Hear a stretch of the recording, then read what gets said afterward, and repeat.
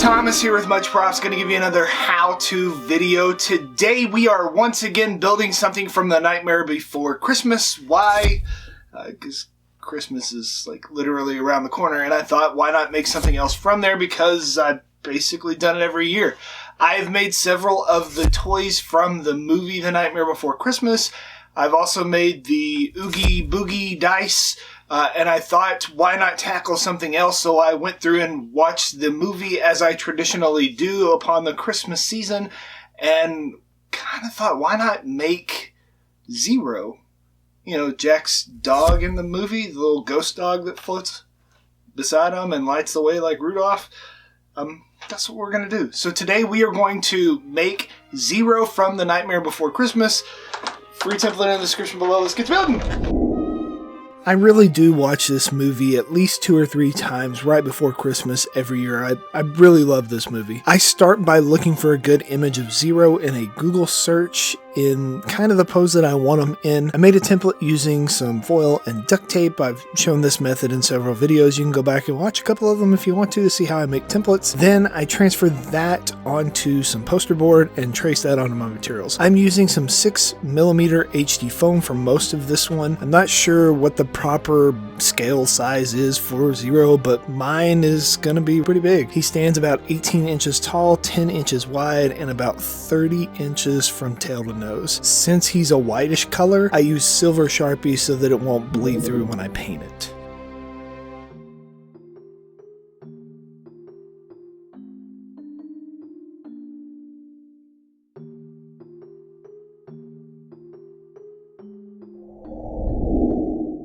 The head has some pretty drastic curves in it. I try my best to make my pattern with as few pieces as possible, and sometimes that means it needs a little heat forming to help kind of pull the parts into shape. This was a difficult one to kind of put together, but I eventually convinced the pieces to bend to my will.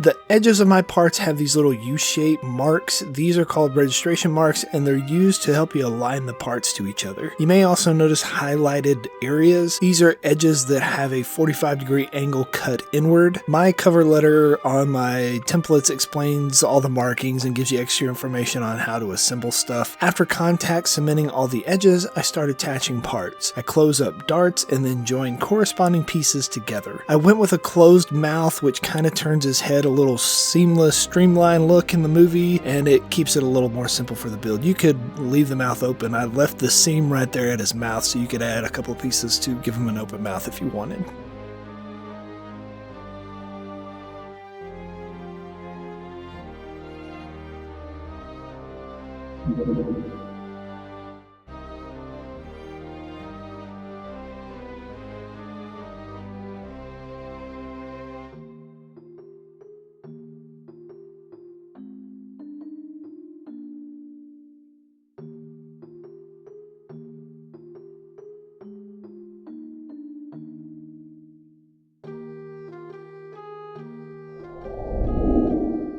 Once I glue up the two halves, I join them down the middle. This is a bit tricky, I guess you could say. It's a pretty awkward shape, but if you take your time and work your way around slowly, you shouldn't have any problems. Anywhere that my seams start pulling apart, I use a little bit of super glue to kind of pinch it together. You can also use some gap filler if you have seam issues. Most of mine will get sanded back and smoothed here in a second.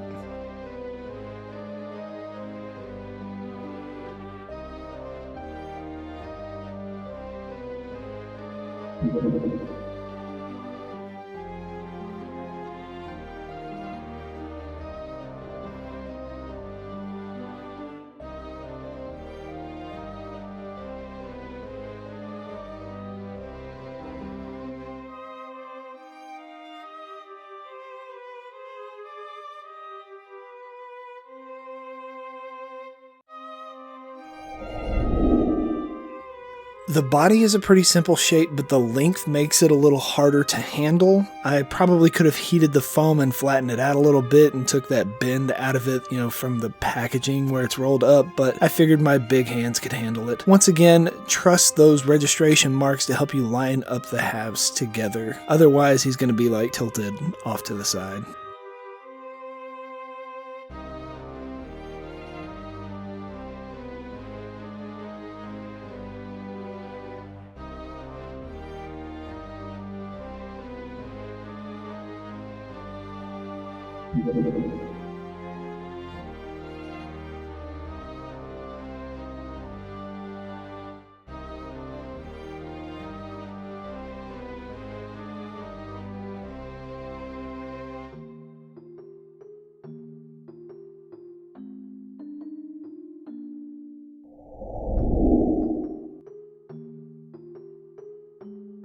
Zero is a ghost that looks like a flowing bedsheet, so to add some waviness to him, I simply heated up areas and bend folds into him. Pulling up the corners in the front will kind of give him like some feet to stand on, and it'll sturdy out the foam by bending it in an opposite direction of the other bends. I try to mirror what I do on one side to the other so that it stays facing forward, and I'm trying to make him look like he's looking up with anticipation at his master, the Jack Skellington Pumpkin King guy, him.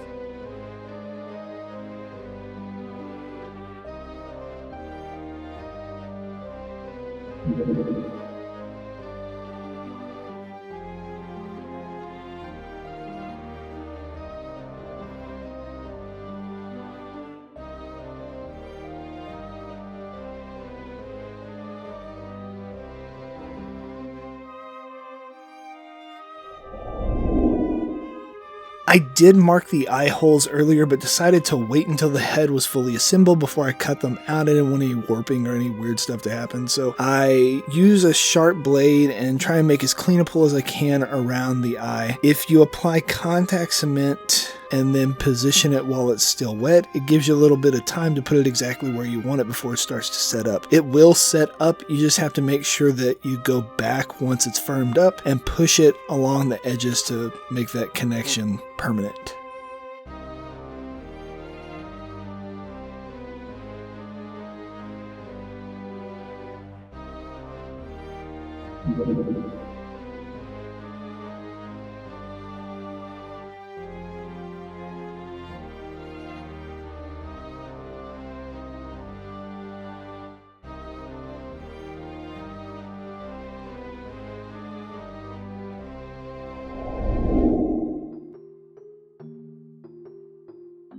For the ears, I am using a different type of foam. This is What the Foam from Cosplay Apprentice, and it's a lot more rigid than the HD foam I've used for the rest of the body. Think of it kind of like Warbler and EVA had a baby. I need his ears to be wavy, but also not be super thick. I used some 4mm and heated the foam into little bends. This could be achieved without it, but you'd have to put a wire in between two pieces of foam, and you always have to worry about, well, is the wire gonna show as far as a little indentation, but this kind of eliminates the need for that wire support. It has been sturdy enough to hold its own away from the body, at least a little bit.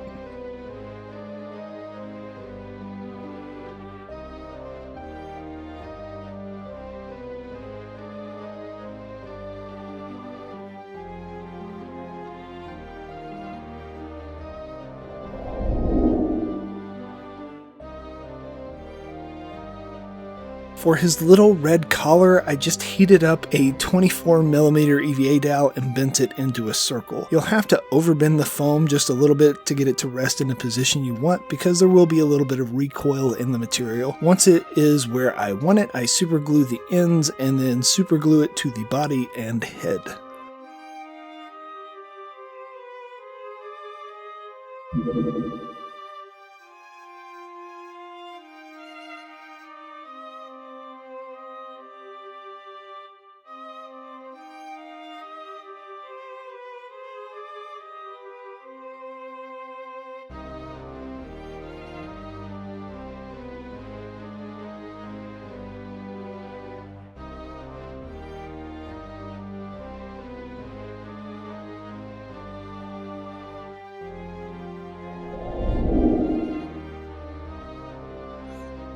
For the jack-o'-lantern nose, I just carved it out of some 48mm EVA dowel that I had. I cut out the bulk pieces with a box cutter and a hobby knife, then switched over to a rotary tool to carve in the rest of the detail. First I used a sanding drum to shape it quickly, then switched to a stone bit to smooth over all of the surfaces. To get the eyes, nose, and the mouth on the jack-o'-lantern, I burned it in with a wood burner. Make sure when sanding and burning EVA, you wear a respirator and work in a well-ventilated area. You don't want to breathe in the dust or the fumes.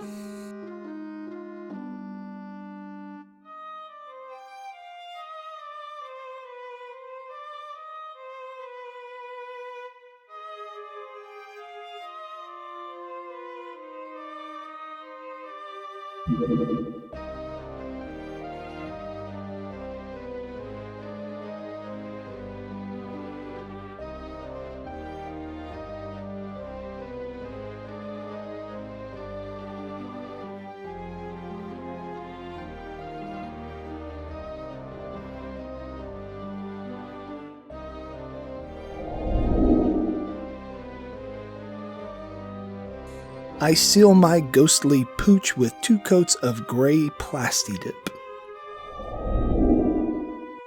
I dug out this pale blue color to get the base closer to what I wanted to start with. To give him a ghostly paleness, I started with this nice light blue, and I'm going to work my way back to white gradually. The edges will get more coverage, and it'll be kind of a rough application of this white Plaid Effects acrylic paint. I'll make several passes until I'm satisfied with the color gradient. I leave some areas with a little bit of blue showing through, so you kind of get that ghostly effect, I guess. The eyes are black and collars painted red, and the jack-o'-lantern's painted pumpkin orange. I add a little yellow on some of the raised areas of the pumpkin to kind of make it look like it's glowing a little bit. Once it's all dried, I lightly mist it all with a little bit of white spray paint over the top.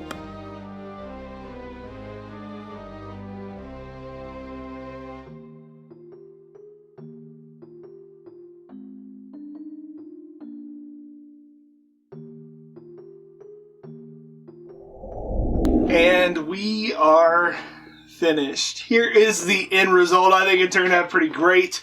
I really love the way the blue kind of shines through the white just a little bit. That's why I started with that blue base to give kind of that eerie, glowy type vibe to it.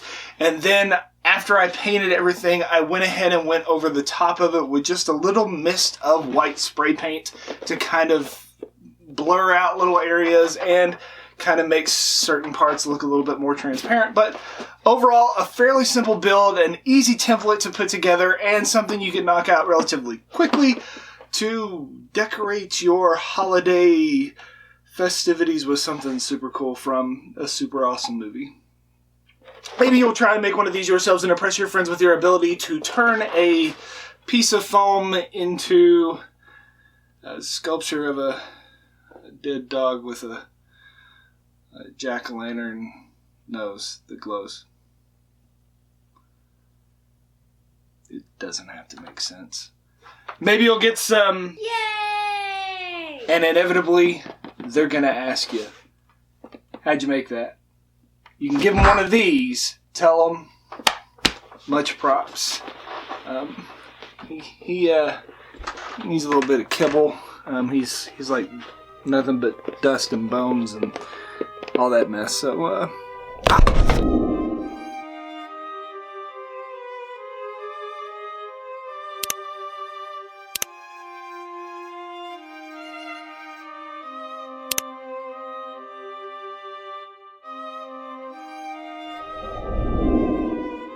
If you enjoy what I do here on YouTube and want to see me continue to build awesome stuff like this, please consider joining these amazing people listed here with me over on Patreon to build a bigger, better, more creative community together.